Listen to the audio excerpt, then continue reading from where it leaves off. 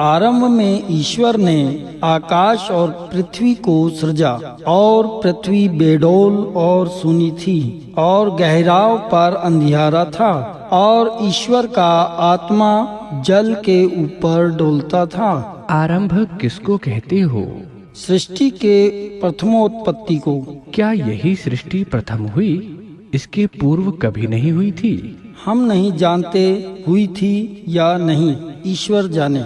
जब नहीं जानते तो इस पुस्तक पर विश्वास क्यों किया कि जिससे संदेह का निवारण नहीं हो सकता, और इसी के भरोसे लोगों को उपदेश कर इस संदेह के भरे हुए मत में क्यों फंसाते हो? और निसंदेह सर्व शंका निवारक वेद मत का स्वीकार क्यों नहीं करते? जब तुम ईश्वर की सृष्टि का हाल नहीं जानते तो ईश्वर को कैसे जानते होंगे? अच्छा, आकाश किसको मानते हो?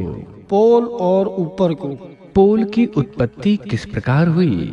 क्योंकि यह विभु पदार्थ और अति सूक्ष्म है और ऊपर नीचे एक सा है। जब आकाश नहीं सृजा था तब पोल और आकाश था व नहीं? जो नहीं था तो ईश्वर जगत का कारण और जीव कहाँ रहते थे? बिना अवकाश के कोई पदार्थ स्थित नहीं हो सकता। इसलिए तुम्हारी बाइबल का कथन युक्त नहीं। ईश्वर बेडौल, उसका ज्ञान कर्म बेडौल होता है, वह सब डोल वाला होता है। तो यहाँ ईश्वर की बनाई पृथ्वी बेडौल थी, ऐसा क्यों लिखा? बेडौल का अर्थ यह है कि ऊंची नीची थी, बराबर नहीं थी। फिर बराबर किसने की? और क्या अब भी ऊंची नीची नहीं है? इसलिए ईश्वर का काम बेडौल नहीं हो सकता, क्योंकि वह सर्वज्ञ है। उसके काम में न भूल न चूक कभी हो सकती है क्या? और बाइबल में ईश्वर का आत्मा क्या पदार्थ है? चेतन। वह साकार है व निराकार तथा व्यापक है व एकदेशी। निराकार, चेतन और व्यापक है, परंतु किसी एक सनाई पर्वत, चौथा आसमान आदि स्थानों में विशेष करके रहता है। जो निराकार है तो उसको किसने देखा? और व्यापक का जल पर डोलना कभी नहीं हो सकता। भला जब ईश्वर का आत्मा जल पर डोलता था तब ईश्वर कहाँ था? इससे यही सिद्ध होता है कि ईश्वर का शरीर कहीं अन्यत्र स्थित होगा, अथवा अपने कुछ आत्मा के एक टुकड़े को जल पर डुलाया होगा।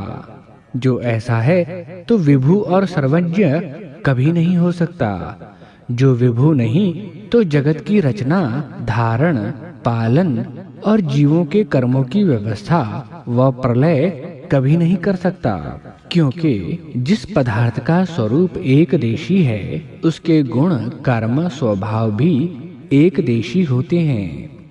जो ऐसा है तो वह ईश्वर नहीं हो सकता, क्योंकि ईश्वर सर्वव्यापक, अनंत, गुण, कर्म, स्वभाव युक्त, सच्चिदानंद स्वरूप, नित्य, शुद्ध, बुद्ध, मुक्त स्वभाव, अनादि, अनंत आदि लक्षण युक्त वेदों में कहा है।